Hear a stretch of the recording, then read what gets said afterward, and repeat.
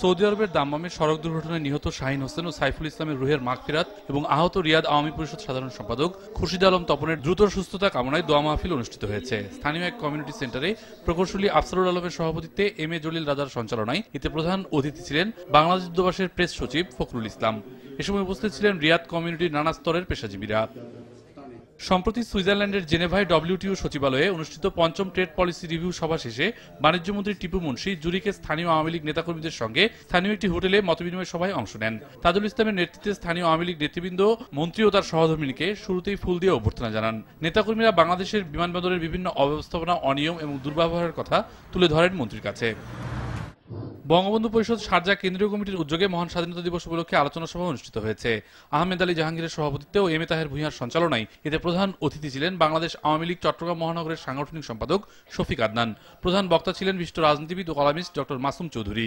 বক্তব্য রাখেন প্রকৌশলী আবু জাফর চৌধুরী, এস এম নুরুল ইসলাম সহ আরও অনেকে।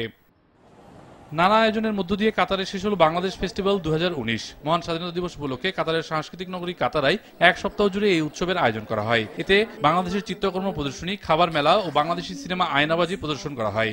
উদ্বোধনী অনুষ্ঠানে বক্তব্য রাখেন কাতারে বাংলাদেশি রাষ্ট্রদূত আসাদ আহমেদ। এরপর রাষ্ট্রদূত বিদেশি অতিথিদের সঙ্গে নিয়ে বাংলাদেশি চিত্রকর্ম প্রদর্শনী ঘুরে দেখেন। কাতারার 22 নম্বর ভবনের 2 নম্বর গ্যালারিতে বাংলাদেশি চিত্রশিল্পী কালিদাস কর্মকার এবং মোস্তফা আরশাদের আঁকা বেশ কিছু চিত্রকর্ম প্রদর্শনীর স্থান পায় এতে। মুজাহিদ আহসান, RTV।